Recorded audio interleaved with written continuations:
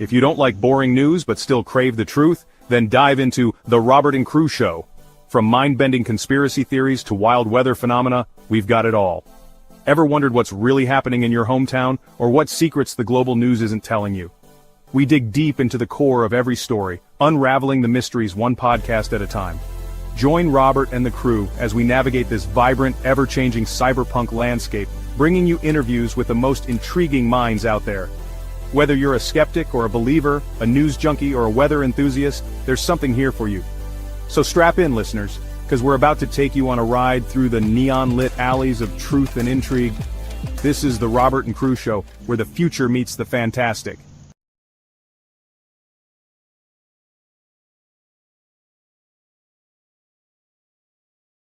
Welcome back to the Robert and Crew Show. Back from our 1 week hiatus.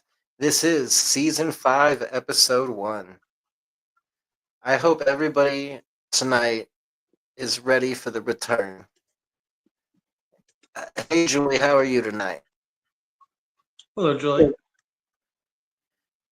After a week of not podcasting, how have you been feeling, crew? Refreshed. I feel refreshed, Very but I feel like refreshed. I was jonesing the entire time to just get back on a podcast. I know. It was a hectic week. I was wanting to get back on so bad, but at the same time I needed it. Yeah, no, I think we both did. I was able to catch up on some good sleep, and I was also able to, take care of a personal matter in the family that had to get taken care of, and I also went through taking care of a almost legal matter between a ex-friend of ours that caused a lot of issues. They threatened to sue us unless we paid a settlement, and it was absolutely ridiculous. We paid the settlement. I paid it, so I paid this person the money they wanted, which I mean was almost $300. Like, ridiculous. I was pretty upset about it, actually. I had to take out a loan, but it was better than having this person try to drag us to court over bullshit that didn't even fucking happen. Like the way that she put it, she had they had stated that I apparently owed $77 worth of debt, and my wife apparently owed around like $2,000 of debt to this person. But they willingly settled for about $300, and said they weren't going to claim any more legal action. So I mean, it's over and done with. So I can talk about it legally. We never went to court, so nothing bad like that ever happened. But That's they good. tried to they were threatening to take us to court over that $2,000 that my wife owed, and the sad, pathetic thing, man, is this is debt that they had tallied up since like the two of them were in high school. So it was absolutely ridiculous. I mean, who keeps an actual fucking tab from high school? Do you know how much stuff you probably got me to, and I got you, and I never expected you to pay me back? Right. I mean, we're talking about packs and packs and packs of cigarettes. We're talking random lunches. We're talking soda pops at the gas station. I never expected any of that money back, nor did I want any of that money back. But these people, like I see it more like, and I don't mean any offense to any women listeners that we have, none whatsoever. But I see it more in women. They hold grudges. And when a woman holds a grudge, they get really maniacal about it, and it becomes about hurting another person instead of actually taking care of a problem. Yeah. And that's basically the situation we went through. This was a person that was lashing out because they just wanted to hurt my wife. So we had to go through all of that. I had to pay that fucking person off. fucking piece of shit. Like, it's so stupid. I mean, I originally thought that person was a really good friend, and that person was not who I thought they were. Nor was that person played a really good fake person. They were a real fake POS, man. Like, how can you do that to somebody you've known for 15, 16 years, all throughout high school? I mean, she not to me. Like, I didn't know her that well. I only known her like 4 or 5 years. Right. But this person had known my wife for 15 years. Mm. And so that's just shitty for a person to do after a 15-year relationship, threaten to sue somebody over $2,000, request a settlement, and then have the settlement paid, and now they want nothing to do with us ever again. I mean, cool, whatever floats your boat, but I think you're a POS. Yeah. So I had to deal with that, and that got all dealt with and done with. So I'm done and over that. So that was kind of stressful, but I got to deal with all of that on the week off. I still haven't heard back from the guest we were supposed to have on last season, so I don't know if that's going to happen, guys. I was hoping that we were going to be able to connect back with him and figure out either the third or fourth episode this season, have his interview. But if you're listening, Steve, the opportunity is still open. It is still open if you want to come on and do the interview. Um, Other than that, my week was just resting and catching up on things and doing a lot of reading. I read the Illuminatus trilogy book, the first part, and I Okay. read both books, The Journey from the Ice Wall, The Woman Who Was Born Beyond the Ice Wall, and then her father's book, William Morris's book.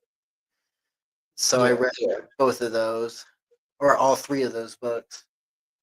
And I've been listening to Joe Rogan and Sam Tripoli on their podcasts. Mhm. So, what did you do? What were some of the things you did while you were off the week?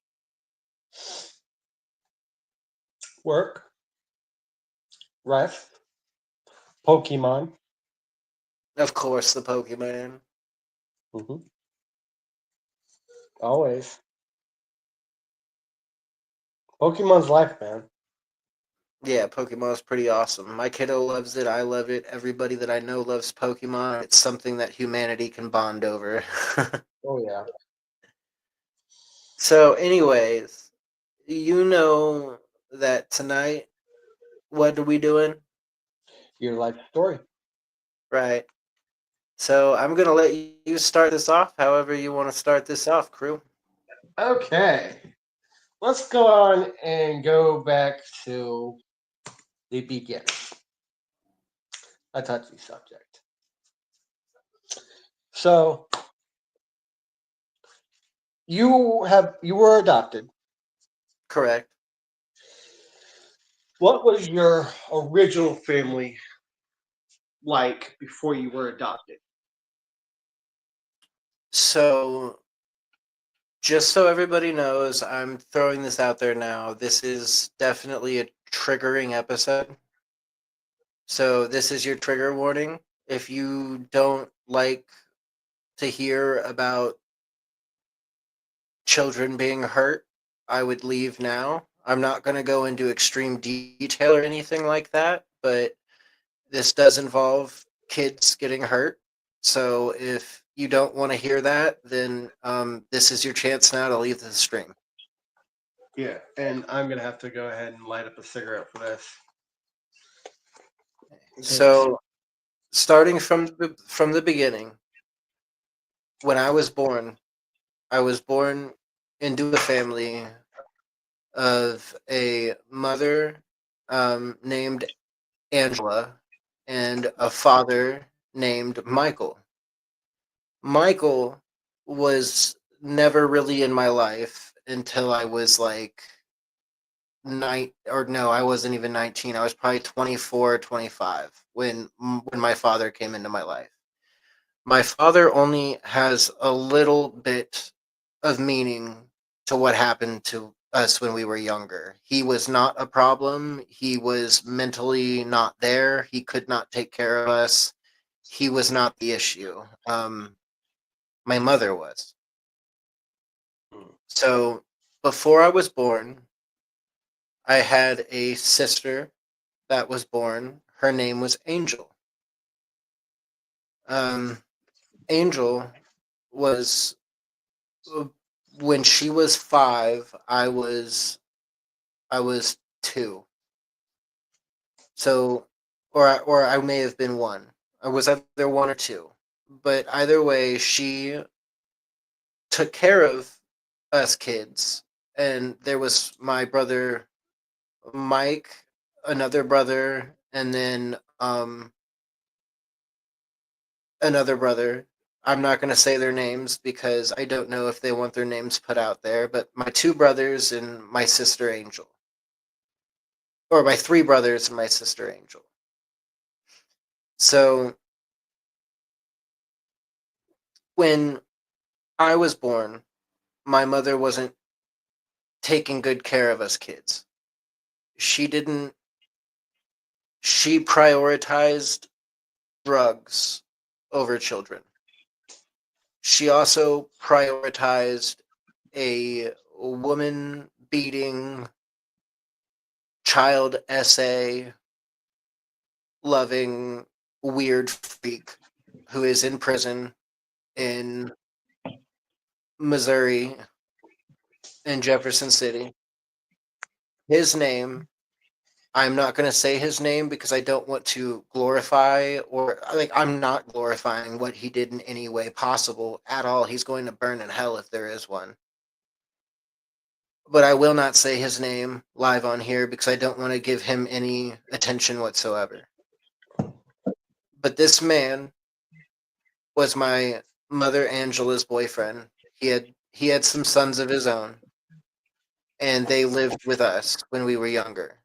This man would get drunk all the time. He smoked methamphetamine. He did all the drugs he could get his hands on. And when he would get drunk at night, he would come back home and he would beat the children. He would hurt me or hurt the other boys, and he probably did things with us that I've been told, like he may have essayed me and other people in the household that were children. And he also had his sons join in along with the disgusting things that he was doing to these children, or to us children. Well, one night when I was like, I think I was 2, I could have been 1. It's very hard for me to remember that young of an age, but I'm going to say I was probably 2. My sister, us boys were doing whatever, and we had to take baths. And my sister was in the bathtub reciting her ABCs. And basically, it's I've been told 2 different things. I've been told that I was in the room, possibly even in the bathtub with her. And then I've also been told that I wasn't in the room and that I was right on the other side of the wall where this was happening. So I don't know which is true. I don't know what's true and what's not in that depiction of where I actually was located when all this happened. But I know he, as in the guy that my mother was with, came home drunk and he had to give the kids a bath. And he decided he was going to give Angel a bath. And he told her that she needed to recite her ABCs because a 5-year-old needs to know her ABCs. She didn't recite them perfectly. And he got mad and told her to do it again. And she still couldn't recite it as well as she should have been able to in his mind, or she did and he couldn't tell because he was drunk. But he got so upset and so mad that he grabbed her by the head and drowned her in the bathtub. So all of us kids were either in the room or, sorry guys, we're either in the room or on the other side of the door, listening to my sister scream her last words, which were, "Mommy, please help me," over and over and over again. After that whole ordeal, they started to panic, as meth heads do, because he had just killed Angel, and my mother Angela knew they were fucked. That she knew there was nothing that they could do except play it off as long as they could possibly play it off for. So the man went out and got a giant plastic tote. You know those big clear plastic totes you can buy at a convenience store that people use to store objects in? You know that what I'm talking about, like a big plastic tote. Yeah. So he went and got the big plastic tote and he filled it up a little bit with this stuff called Quickcrete, which is a type of quick drying cement. And he filled it up a quarter of the way and then put my sister's body in it. And he filled it up the rest of the way. So he concreted her into a giant cement block, loaded her into the back of the car that we had at the time. And my mother ran off with us kids in the back seat of the car with him and drove all the way out to Arizona and ditched this tote in the middle of the desert. And for a couple months after that, DFS came snooping around trying to figure out where my sister was. And they just kept getting told by my mother that my sister was with grandma or with an aunt or somewhere else. You know, my sister was always never around, but she was still collecting the money that us kids were basically providing her from the government. So DFS wanted confirmation that Angel was still with my mother, but they waited extremely too long. And they figured out that Angel had been murdered by the man, and they took her and him into custody. And my mother apparently threw him under the bus immediately and got like 7 years in prison, or maybe like to the max of 12 years in prison. I don't know the exact time that my mother spent in prison, but I know that the man that she was with, he's still in prison to this day in Jefferson City, Missouri. He's been all over the country in prisons. They have to keep moving him because when people find out his charges, they try to kill him, or they try to hurt him, or they try to do whatever, which, I mean, that's what happens in prison. If you hurt a child and they find out, they resort to trying to take care of you. Yeah.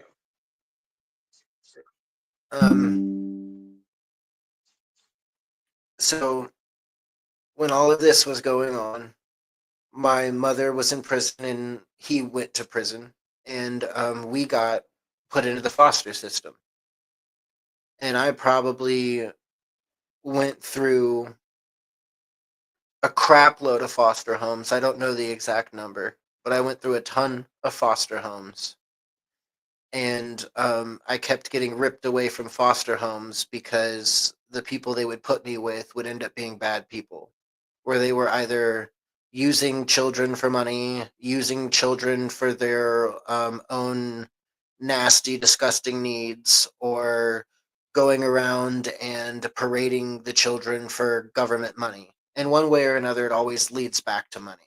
Is these people in the foster systems adopt children? They don't adopt children; they foster children because the government will pay them. So that's what I went through for a couple of years. or maybe just a year.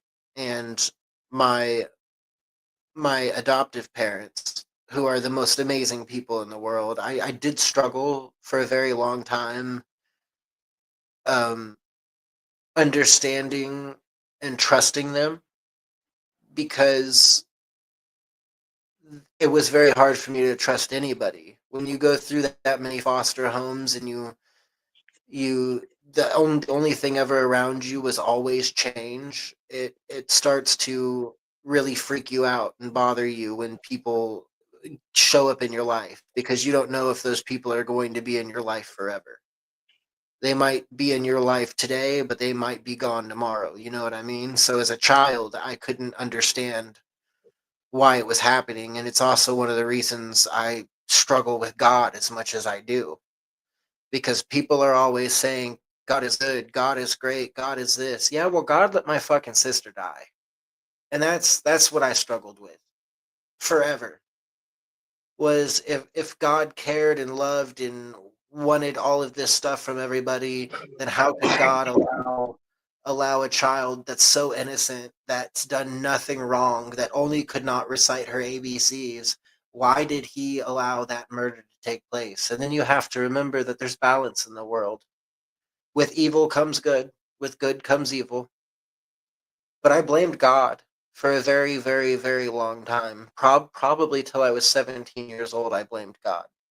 I could not, I couldn't believe in a God. I couldn't believe in anything because I felt like he robbed me. I felt like God robbed me.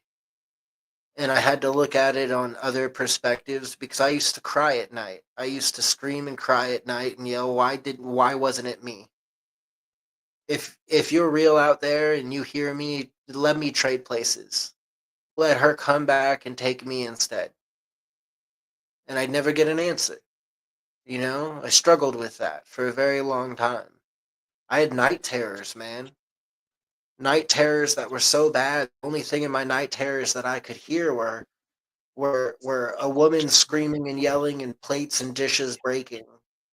And the people that I would sleep next to, or sometimes my parents or anybody, would come into the room and they'd be like, "Oh my God, just you have to let him go through it." And then they would wake me up after and they'd be like, "Dude, we're going to have to take you back and get you more help because you're freaking out."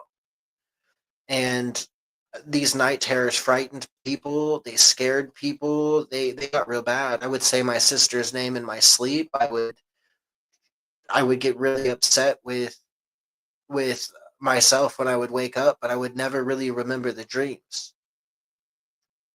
Well, when I was like probably 8, either like maybe 7, maybe even earlier than that, like maybe 6, my mom, my adoptive mom, started taking me to therapy. So I started seeing these different therapists on the regular, and a lot of these therapists, they didn't care about the fact of what I went through. They only cared about the money they were making. So seeing all these therapists, a lot of them kept telling my parents, "Oh, he's a lost cause. He'll be a serial killer when he grows up, or he's going to hate everybody and never trust anybody again. He's never going to be the same. He's probably going to kill himself. He's never going to finish high school." People literally told my parents that. People literally told my mom that. And my mom had to switch me from therapist to therapist to therapist till one actually took me seriously and took the problems that I went through seriously. And I don't ask for pity from nobody. I don't need pity from anybody about this situation. It was a learning curve for myself, because growing up around such disgusting, disastardly fucked up people really made me grow into the person who I was today. Because I can't look at what they did to my sister and what they did to us kids and be like, yeah, I'm going to be like that. No, it's the exact opposite. I want to be exactly opposite than that. So I try my hardest to be the best for my boy, He's my kiddo. I'm going to do best by him. So growing up in the younger years, man, it was hard. It was not easy. Losing my sister like that and not knowing why hurt so bad. Still hurts. I know this is a hard subject. It was hard for me to even want to really come on tonight and actually do this, but I know that it's good for me too. Because when I talk about things, I don't necessarily feel better about them, but then I know that somebody else knows how I'm feeling and knows what I'm going through and can relate in one way or another. But that was the early childhood.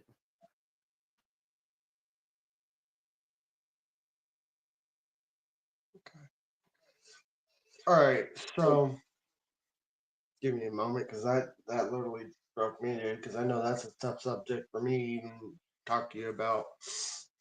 Ooh, It's not easy, especially when it yeah, comes to the murder of a child. yeah. Angel didn't Okay. deserve that. Yeah, she didn't. Okay. So you let's go to your new family, the family you have now, your parents. Yes. After you get into their life and they adopt you, right? Hmm. What was life with them and Brian like growing up? So so you knew that I did end up with my half brother, with a brother that I was directly related to via my mother. He was adopted along with me by the family I was adopted into. Yeah. Mark and Karen are my parents. They are my parents. My biological family are they're not my parents. And Angela's a goddamn demon. That's all I really have to say about her. I don't ever want to meet my mom. I have no intentions of ever meeting her. I've met my father. My father wasn't a piece of shit, but he did a lot of things in his life that he shouldn't have done. He's mentally ill. So, it's hard when it comes to Yeah. that kind of stuff. But life with Mark and Karen, when I got to them, when they adopted us, so when they adopted us, I was younger and they took me and Brian in. The DFS was like, if you're taking one of them, you have to take both of them because we don't want to separate them. They're literal family. We don't want to separate them. So my parents decided to take us both. Brian had just been born. Brian was born in prison. So Angela gave birth to Brian in prison. Immediately, Brian was taken by DFS and delivered basically right to my adopted parents, and I was too on the doorstep, basically. Well, I remember the first time they tried to take me to go see my grandma. I wouldn't get out of the car. And my mom vividly remembers this too. My mom said that I wouldn't stop yelling at her, telling her, "You're gonna leave me here. I'm not coming inside because if I stay in the car, you can't leave me here." That's how screwed up and traumatized I was from where I was I thought for sure they was gonna leave me where they had taken me. And I didn't want no part of that. So it took me about an hour and a half to meet my grandma because I refused to get out of the car. But I did finally meet my grandma, and she's a wonderful woman. Um, but in the younger childhood years of me living with Mark and Karen and Brian, I had a wonderful childhood with my dad and my mom. My dad did some things that in today's society would be considered abuse. And I hope that he can understand that I'm not upset with him over it. I'm not mad at him anymore about it. I'm just glad we talk, you know. Certain things happened when I was younger between me and my dad where we fought a lot. And that was just because I didn't want to conform to their rules. I didn't want the rules over my head. I was very mean to my parents at first, and it was very unfair to them because I blamed myself for everything that happened to Angel when I was younger, and I took all of that anger and I would lash out on people. I would scream at my mom, and I remember I made her cry one time. It's the only time I ever like actually felt extremely horrible about something I did to my parents. But I made my mom cry because I told her she's not my real mom and she's never gonna be my real mom and she has to fucking deal with it. Exact words. And I watched that woman cry and it broke my heart. And I couldn't believe I did that. And at that point I realized there was something unstable with me. They tried. They tried their hardest to make my life really good. And for the most part, my life was wonderful. Like through elementary school to middle school, it was right on the brink of high school that things kind of started going bad for me. I got into a little fiasco at in the freshman center where I got involved with selling fake narcotics at school, and I got kicked out of school for 180 days, and I almost got expelled. My parents were very, very upset, and rightfully so. I did something extremely stupid.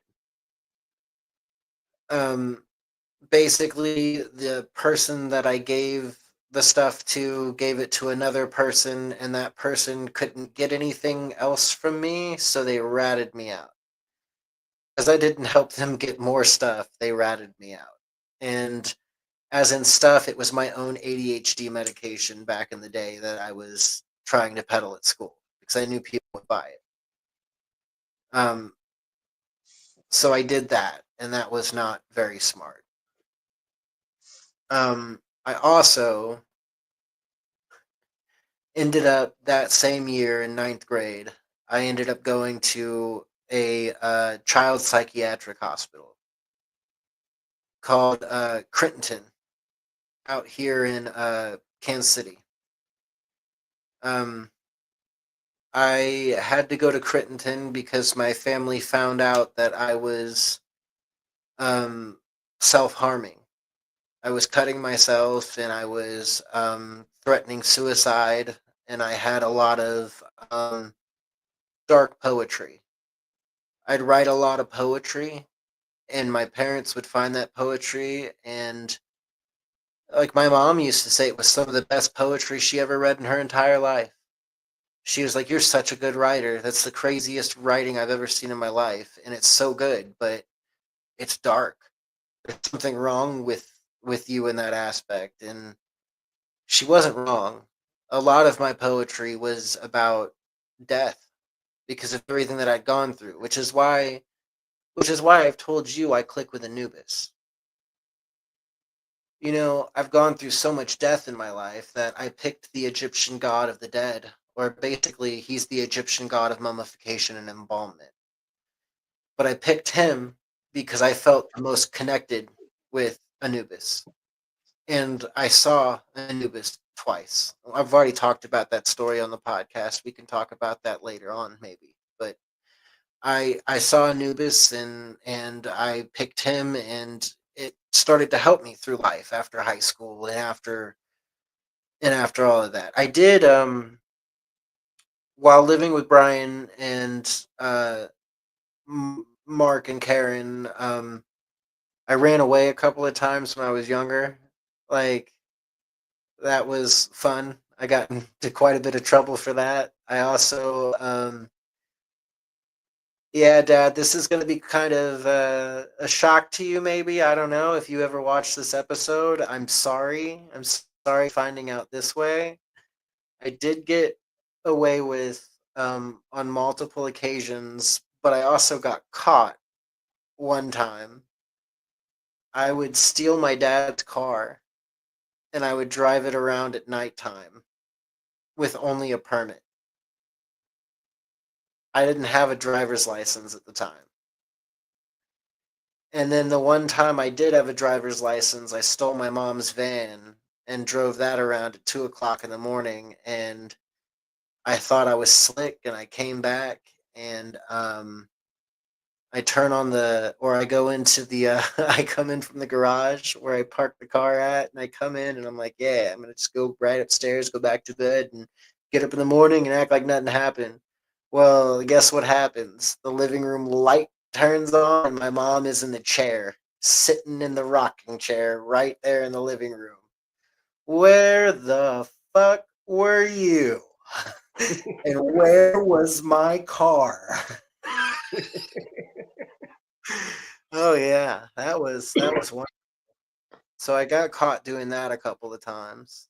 I mean, my parent living with them was amazing, and it was also insanity because me and my dad didn't get along. We fought a lot. We fought a lot. I like I said, our relationship is so much better now, and I absolutely love him to death. I will never not love my father. He was a hard person to get along with when I was in high school.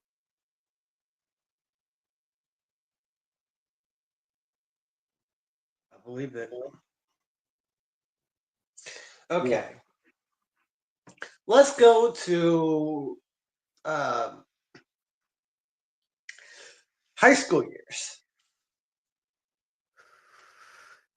So I told you what happened in ninth grade to me.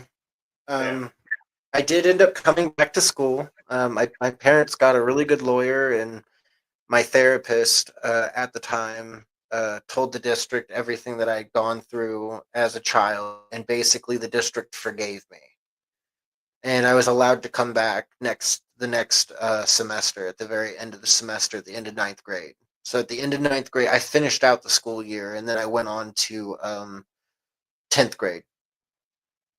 Um, high school, high school, I got into quite a bit of trouble, but that's because I would sneak off and go to parties. I'd skip school. I was doing substances I probably shouldn't have done. I started smoking cigarettes on a constant basis at the age of probably 15, 16 years old, right when we got into high school. Um, I was stealing. I would steal iPhones and iPods from people at school. I was a rebel. I was a gothic rebel. I dressed in those giant trip goth pants with the chains that all came down them. I I wore band T-shirts and wristbands to cover my scars and my cut marks that I had been doing at that point. I was literally the definition of a emo goth kid. But um, I had friends that you had some of this same friend group that I had. Yeah. I hung out with a group of girl boys who were like in a grade like right underneath us when we were in 11th grade, so they would have been in 10th grade. But I hung out with this group of 10th graders and accidentally dated the entire group. And basically ripped up their friendships, destroyed a lot of their views on each other and themselves and me, I guess, and got into a lot of weird things happened to me when I was in high school, man. I went to multiple parties where I being a young person and seeing somebody in the act of doing something sexual to somebody else kind of fucks you up. Like regardless of what you want to like say to anybody or not, but if you're a virgin and you walk in on somebody just, just getting it, it screws you up. And that happened to me at an early age at a couple of different parties, and when that kind of stuff happens, you tend to start to break off and want to do it yourself. And I kind of had my man whore phase during I high school remember. I where I was remember. going after every single woman I could get my grimy little paws on. It was ridiculous. And I don't like that Robert. That part of me, I'm glad died off and I grew out of it. I People had a lot of different views about me. I had people that were afraid of me because I was emo and goth. Then I had people who wanted to hang around me because I was emo and goth, and their parents wouldn't let them be emo and goth. Or I had the girls that were head over heels for me because of the way that I dressed and I was goth.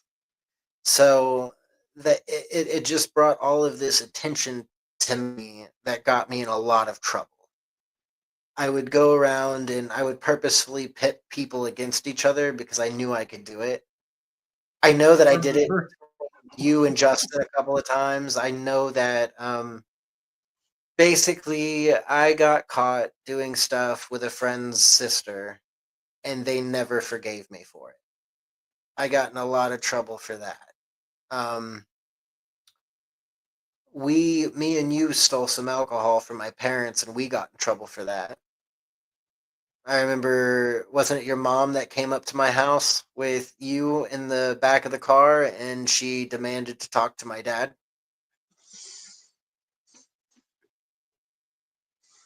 I don't remember if that happened or not. I don't think it happened, but I think my mom did threaten it. Yeah.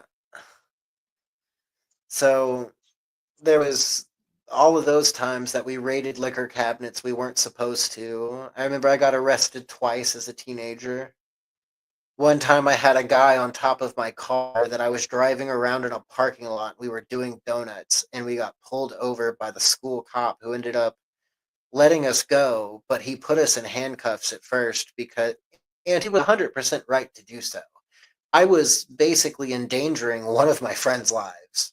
We were doing donuts in the school parking lot, and he was on top of my car, hanging by the top of the luggage rack on the van, and we were just spinning donuts in the goddamn parking lot. And that officer swooped up on us. I got caught smoking devil's lettuce at Centennial Park.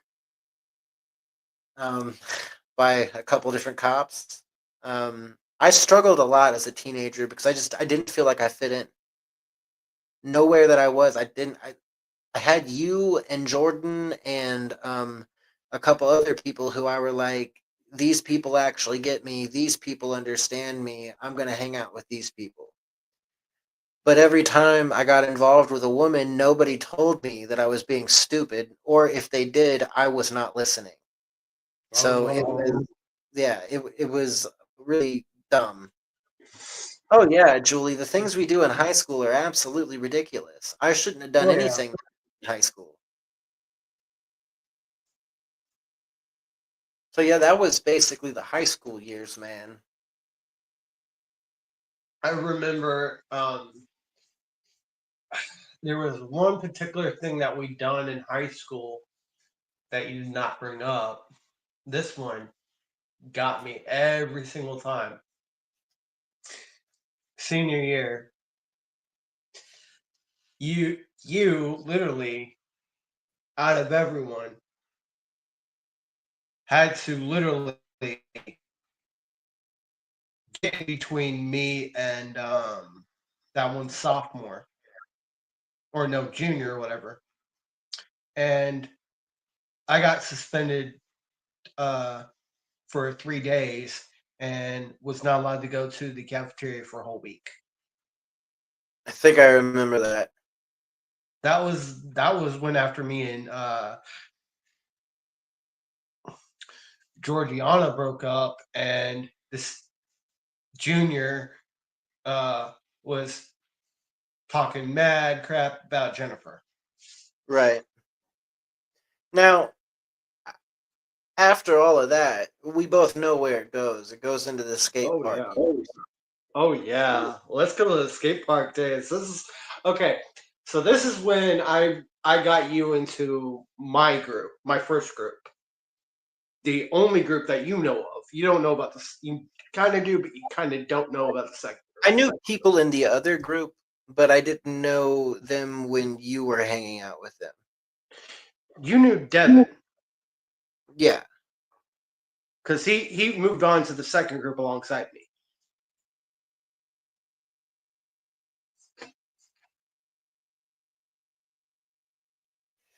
Yeah, I knew a couple of people.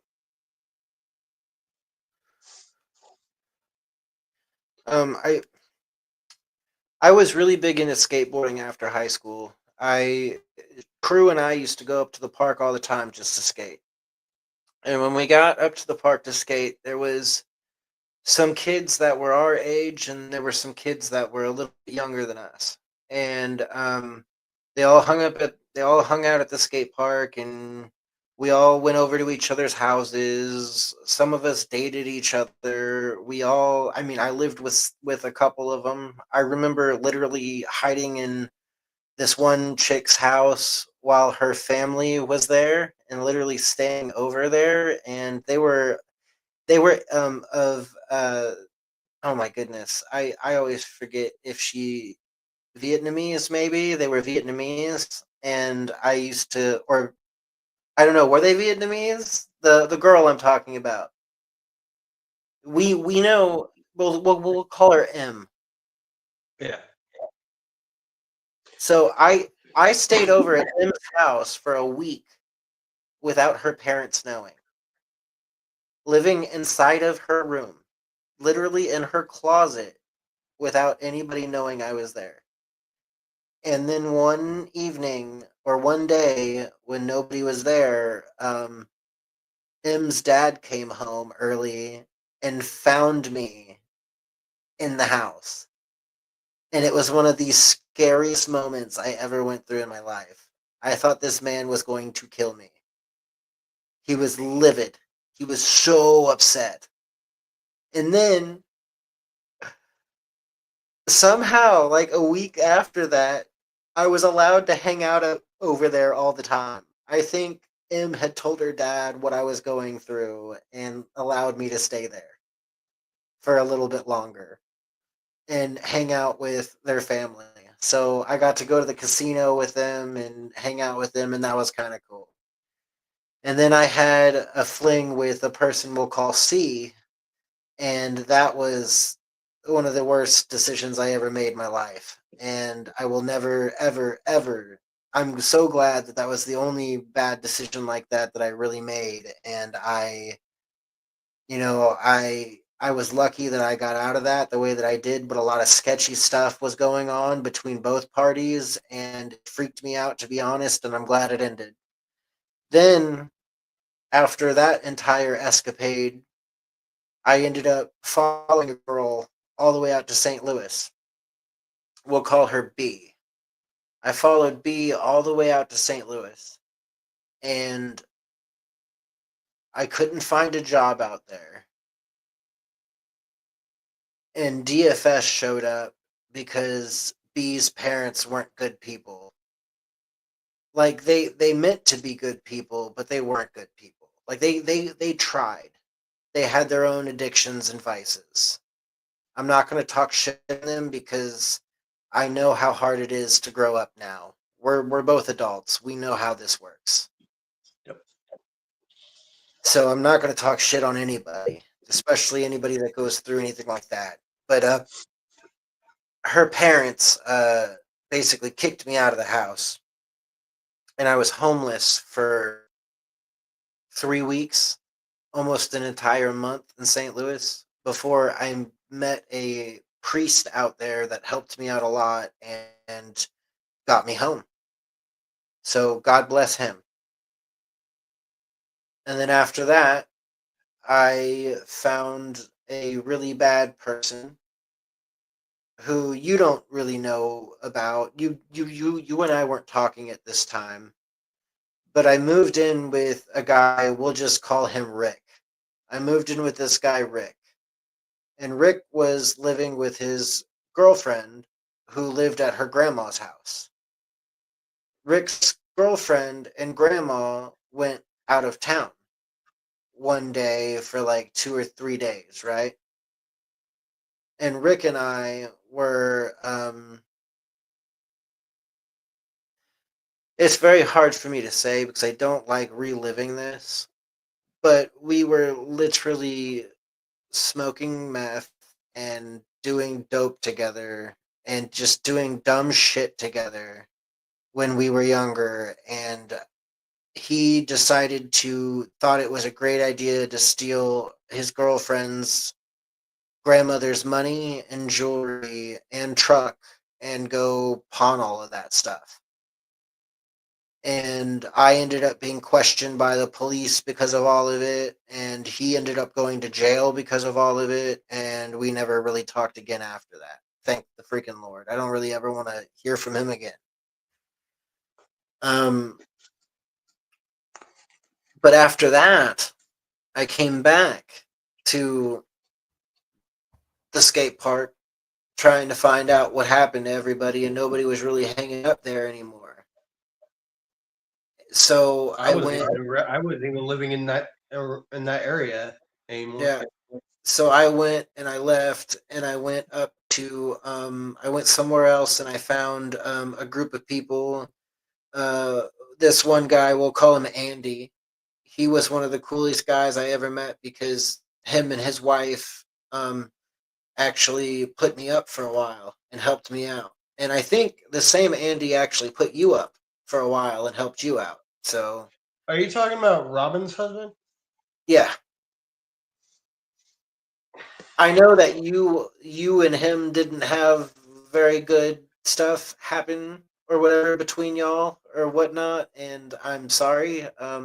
He was always a good person to me. He never harmed, hurt, or did anything wrong to me at all. He actually only ever brought me up and did good things for me. So I can't really talk anything bad about him. He's a good guy in my opinion. I think he definitely had his problems. I think everybody has their problems. So, but I'm sorry for whatever you experienced. We don't have to go into that because I don't think it's right because he's not here to defend himself. So let's not really go into that. But It's not more lines of him. It was more lines of when I lived with him. He wasn't there. I was living with his wife, yeah, and they were having their own personal issues, I guess, which I'm not going to go and discuss. And when he came back at the end of it, he kicked me out, and I blocked them both. That's basically what happened. I no, I totally understand that, man.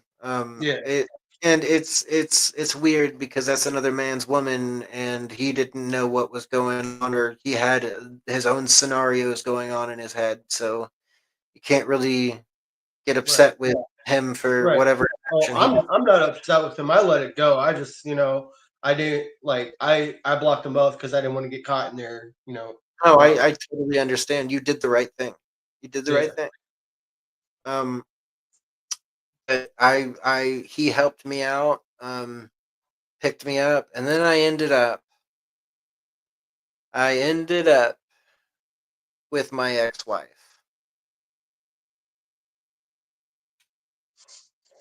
So now we're on to the ex-wife days. Yeah. And this one's a tough subject because this basically ruined our friendship, kind of almost. Yes. So, my ex-wife, her name was Rachel. We're not gonna go into last names. I'm not outing anybody. I'm not doing anything like that. But she is my ex-wife. Let's call her Rachel because I can call her by her name. We don't talk anymore for obvious reasons. I don't have anything to do with her. Um, I was with her for 9 years. We got married. but our relationship started at a very bad place. We were both doing things that weren't good for us, and we were latching onto that stuff because it made us feel good, and it made our, I guess, our touchy and sexual relationship good. But every other aspect of our relationship was absolutely horrible, and none of us wanted to admit it. There was definitely love there, but the love definitely died over time. What was love turned to hate, and what was hate turned to despise, basically. Like, both ended up hating each other. So, there were a couple different friendships, yours being one that was apparently ruined, or not ruined, but definitely put a block in between our friendship for a good 7 years. So Um, it was around, I'd say, let's see. So it was 2012 when we stopped talking, and then we didn't start talking again until about 2019. yeah. So it would have been about what, 7 or 8 years, Yeah. and we didn't talk for 7 or 8 years because of what occurred between my ex-wife and me. So, according to my ex-wife, which everybody's entitled to their own opinions, but according to my ex-wife, I never paid any attention to her, and I only cared about my video games, my friends, and hanging out and spending her money and leeching off of her. Which I will say, in her defense, she wasn't wrong about the video games of the friends. I put way too much time into video games because I hated the place I was in at the time. I had a job that was good, but it paid me shit, and everybody wanted me to switch jobs, but I didn't want to switch jobs. And thank God I didn't switch jobs, because I wouldn't be where I'm at now today with where I work had I switched jobs. But my ex-wife and I, she didn't enjoy that I had my friends over all the time. Specifically, I had two friends that would come over all the time. It was Jordan and Spencer, and you would come over quite often too for a while there. I'd go get you, pick you up, you come over, we hang out. It was nice for a while, and then apparently she said something to you that, I mean, you can say it if you want. That's up to you. I don't know what she said to you, so I'll say it. Okay. So this was around when it was just us. This was when you were living with that one group of people at the apartment complex out in Independence. yeah, This was before you guys moved in with her parents, yeah. her mom and his boyfriend, or her boyfriend, or her His mom's boyfriend. boyfriend. Yeah. Yeah, yeah, but yeah, her mom's boyfriend. Yeah, the one who ended up stealing my bike from you. Oh yeah, yep. He Uh, scrapped. so she was cool around then when you guys were living at the apartment complex, but when you guys moved into um her mom and her mom's boyfriends, that's when I noticed something. She was she came at me and she said, "You have two options. You either sleep with me, or I tell Rob you did sleep with me and you lose him for good." Right. So, me being your friend, I walked away and I chose to put a wall in between our friendship to protect us, because I didn't want to lose you as a friend, because Rachel. Yeah. And it hurt me because I did I wanted to tell you, but at the same time, I didn't want to me being the good friend, I didn't want to ruin your guys' marriage. Yeah.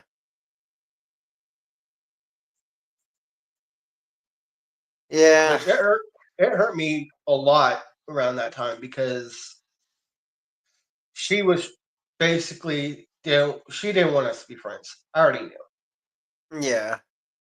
She didn't like that we would always hang out. She didn't like the fact that you would always come to my rescue or I would come to your rescue whenever you were down. And she was trying to control both of us. Yeah. She was definitely controlling in a way, for sure. Um that was not a very good time of my life, that 9 years. And then when we separated, I don't have proof. I never had actual proof of this, but I think she cheated on me when I was at a funeral in Detroit, and that is so screwed up, but I'm pretty sure that's what happened. Like I said, I don't have proof. I can't prove it. I From the only thing I know is she went out at 2 o'clock in the morning, supposedly with a male friend. And after that happened, I lost it. I couldn't do it anymore. I had it.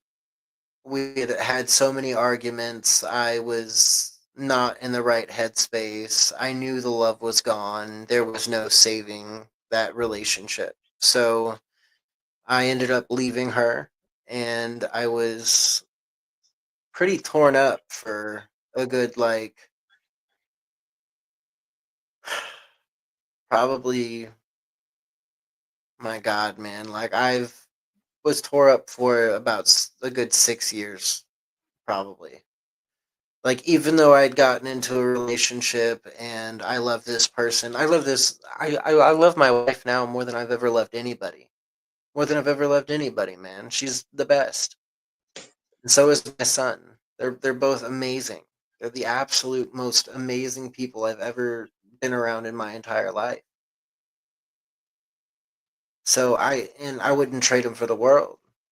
But I did struggle for a very long time trying to figure out why my relationship with Rachel went so bad, where it went so bad. And I think I fixed the issues because now my relationship with the woman I'm with now, with my wife Sabrina, it's absolutely amazing. It's the best relationship I've ever been in. Sometimes I'm an asshole and I yell and I argue, and she can do the same sometimes, but we don't abuse each other. We don't we don't do anything like that. We both don't drink. Like like I'll drink alcohol every now and then, but we really don't drink. Like it's like I might have 2 or 3 beers a year. Like not even a joke. Like somebody has to be like, "Hey, you want to go out and have a beer with me?" And I got to be like, actually be like, "Yeah, sure, okay, I'll go with you." Other than that, no, I'm not going out to drink. I don't drink for fun. I'm not one of those people who just enjoys drinking. And I think we have such a good relationship, me and Sabrina, because we communicate. In my last marriage, we didn't communicate. My ex-wife and I didn't communicate. We didn't care enough to.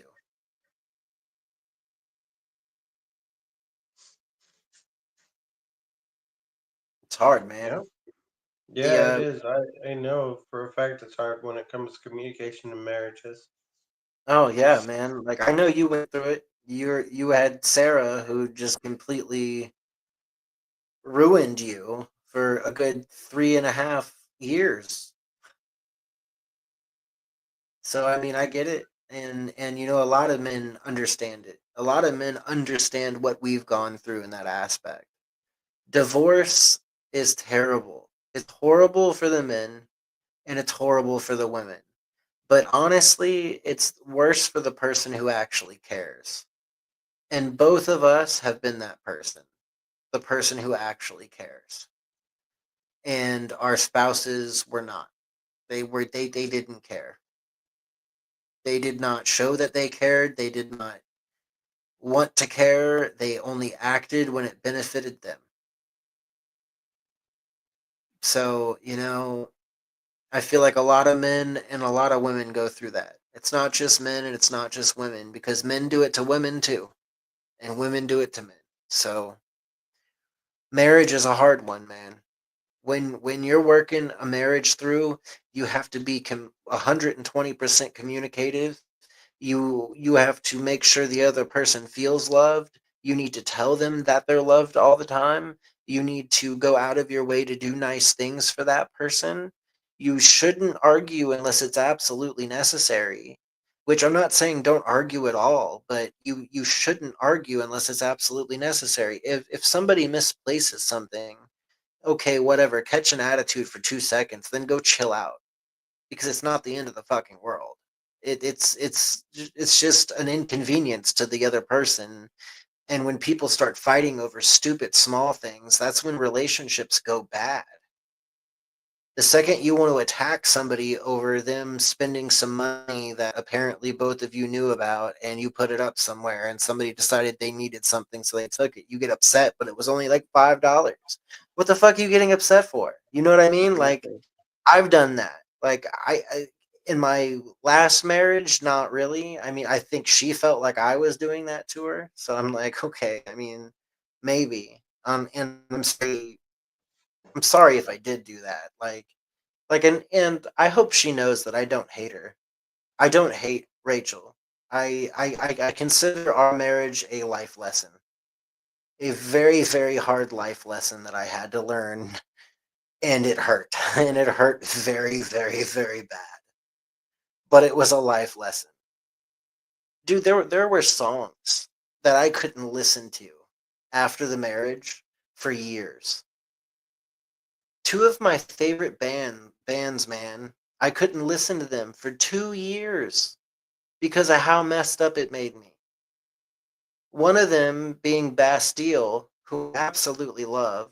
They're the one of the most wonderful bands I've ever heard in my entire life. My favorite song by them is Pompeii, but probably the number one song that was out at the time destroyed me because I understood right when it came out was in the middle of my divorce, and it was like a sign from God.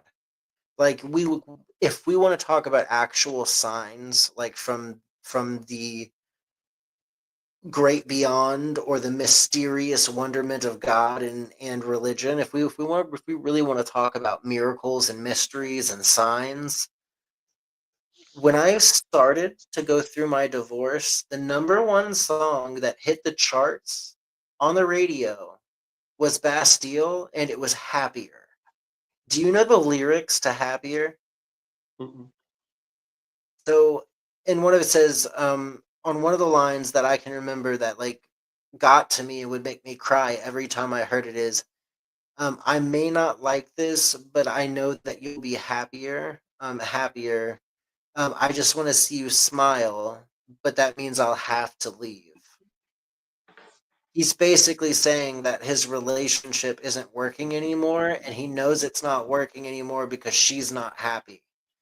And the only Yeah. way for her to be happy is if he leaves. And he just wants to see her smile again. So he'll have to leave. And he says, even though I might not like it, I want you to be happier. Like, so literally it was a sign from God, in my opinion, if there is a God. It was a direct sign from God telling me you need to work on yourself and you need to let her be happy. Because if you hold on to this rage and this pent up aggression you have towards this relationship, it's not going to do you any good and it's not going to do her any good. So you need to let it the fuck go. You need to grow up and you need to understand that this is both of your guys' faults. You can't put this on her and she can't put this on you. This is on both of you. You both fell out of love and you both didn't work on your marriage at all. And it took me a very long time to understand that exact thing that I just said. Right. that we did not work on our marriage for a very long time. I could not accept that. I thought it was all my fault at one point. So the first, and I'm sure you probably went through this yourself a little bit, was for the first 5 weeks, I blamed myself. I blamed myself for absolutely everything. I was like, this is my fault. I'm a horrible person. I wouldn't stop calling her. I would cry to her, asking her to take me back. I mean, I went through the bullshit, trying to get my wife back in the way of just crying and demanding to be able to come home, all this other stuff, but I wasn't able to.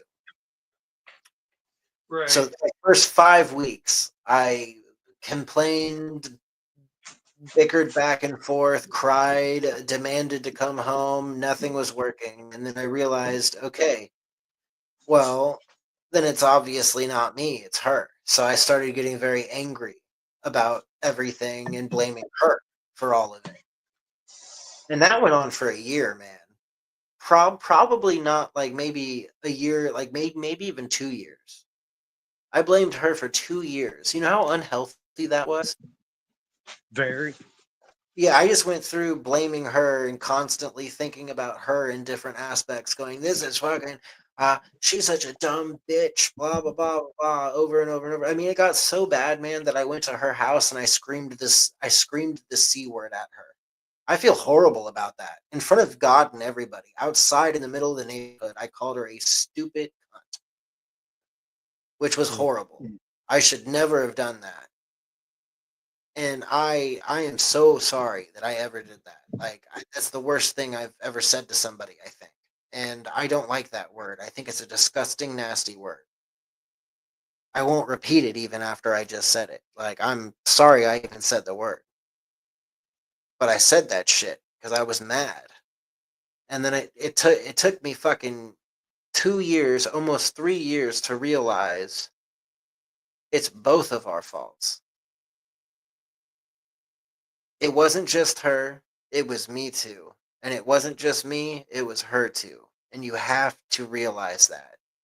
If you never realize that, you will always blame yourself or you will always be angry at somebody for something that is nobody's fault except for everybody's fault.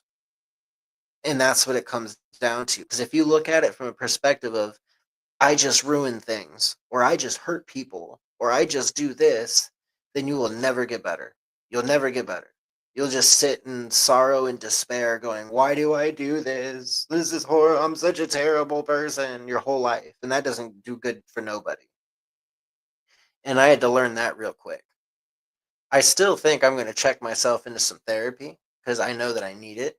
And I don't like going to therapy or seeing a psychiatrist or doing any of that stuff, but I know it's needed.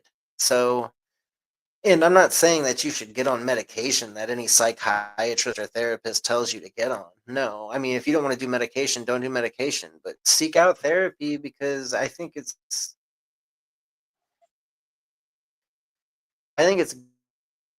good for people to seek out therapy.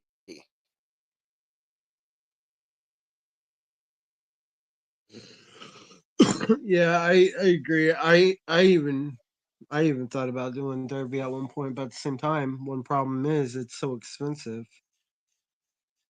You got to get health insurance. Yeah.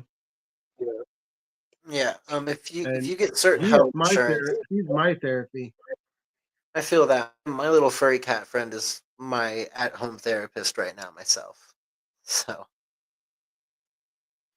now I know, guys. I know that in the very beginning of this episode, I touched on something very traumatic that happened to me about losing my sister. Up until I was 19, and even further than that, I blamed myself for my sister's death. Even though I was a child, that I was 1 or 2 at the time, there was nothing I could do. There was nothing I could say. There was nothing I could do that would have changed anything of that outcome. And that I can relate towards my ex-marriage. There was nothing I could say or do at that point in time that would have saved that relationship.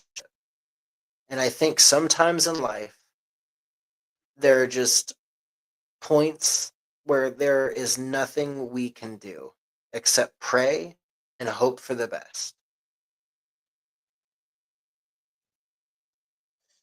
That's all we can do when it gets tough, man. Like, I do it on a daily basis just so I can get through the day. Exactly.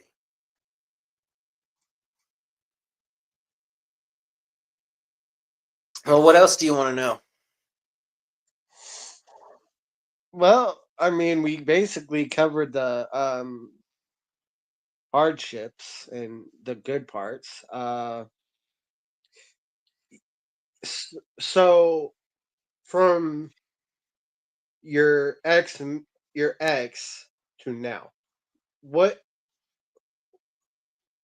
what has gone on since all that, you know, your So, life struggles and your traumas and your upbringings to now? so I would say that from when I left my ex-wife, I struggled a lot, and I started to try to seek out random women to talk to, and that got really bad for a minute. So I stopped talking to any women at all. So I ended up getting online and talking to Sabrina. Actually, I sent her a message, and like it took her 5 days to respond. She didn't respond for 5 days. And my message wasn't like everybody else's messages on the internet. I wasn't asking to see her nudes or anything like that or anything dumb like that. I literally just hit her up for conversation. I was like, "Hey, you seem cool. I'd like to talk to you. What's going on?" I didn't get a response for 5 days, and then when I did get a response, we texted for a little bit, and then I ended up talking to her on the phone for 2 hours straight, almost almost all night from when she called. And then I went on a date with her, and now we're here. Almost it's oh my god, it's almost well, we've been married for 3 years. Holy shit, man. Let, We've been let's together see. for You almost guys nine got years. together back in 2019. I think we've been together for almost 9 years. Hmm. Was it 2019? 2019, 2020, 2021, 2022, 2023, 2024, and 2020. 6 years, sorry. So we would have been together for 6 years, and we've been married for 3. Okay. Then, I got a new job where I still work for the place that I work at, but now I'm a custodian. I make good money at what I do, so I actually do enjoy it. I've been working there for 9 years. That's where the 9 years comes from. I've been working my job for 9 years. My job has kept me out of trouble. My job has helped me become a better person. Um, I really enjoy working around people, and specifically kids. I'd like to feel that I'm helping out children because of what happened to me when I was younger. I want to protect kids, if that makes any sense. I'm kind of like an advocate for children in a way. Right. I want advocacy for kids that can't speak up for themselves, that are going through issues at home or dealing with issues themselves. So I've stuck doing the kind of work that I've done for a while, which I worked for a school child daycare, like aftercare, for a while for an elementary school, and now I'm a custodian at an elementary school. Um, I work at night now, so I don't really like. I see kids sometimes, but I only see kids maybe for 5 minutes of the day, and then I'm by myself all night. I just Right. clean this. I just clean the school at night. It's a pretty chill job, actually. Um, and then I started the podcast, and we started doing podcasting together, and we are now on our 5th season of podcasting together, and I've had a lot of fun doing it. I Same absolutely here. love it. I love doing it with you because you're my friend, and I love that we got people like Julie who are here every night listening to us. And I just saw that Adam Neff commented. If you're still in the stream, Adam, you don't have to be sorry about anything in that story. It is just my life. And, I don't want pity from anybody. I don't want anybody to feel sorry for me. I just want people to understand where I come from. But yeah, no, we've been podcasting now for 5 seasons. We're about to go into season 5 here and do so much cool stuff. I know we're going to have some episodes on death tourism. We're going to have some episodes on European places. We're going to have some episodes. I think we're going to have maybe 2 more episodes of Bible. We're going to have some Terra Infinita episodes. And I know that we're going to go into Antarctica conspiracies and alien conspiracies because that's just what we're really into right now. And we might have a couple chat nights and possibly some interviews. And if anybody that watches this podcast has an interesting job or has had an interesting life or worked for somebody interesting or did something crazy in their life, you are more than welcome to come on the podcast and share your story or let us interview you. I want to interview doctors. I would like to interview psychiatrists. I would like to interview a psychologist. I would like to interview an archaeologist. I'd like to interview a paleontologist. I'd like to interview anybody that has time in their day to do an interview. And we don't have to do it at midnight. We don't have to do it. We can do it whenever you want to do it. We'll just record it and it'll get released during midnight. But you do not have to be on the show at midnight. You can work around your schedule. But besides that, guys, this has been the first episode of the Robert and Crew Show. This has been the return of the Robert and Crew Show, Season 5, Episode 1, with your boy, Robert. And Crew. And that's going to be it for our first episode. I hope you enjoyed it. I hope it wasn't too much of a downer for some of you guys. I hope that my whole message with this is that in life, you have to learn and struggle before you become great and become who you truly are when you find your purpose. Some people are still looking for their purpose when they're 70 years old. So if you find it, just be happy you found it and take great pride and joy in it. That's the only lesson that I want people to learn. I hope you have a great night too, Julie. But anyways, return to the Robert and Crew Show. We'll be back on tomorrow. Good night, everybody, and peace.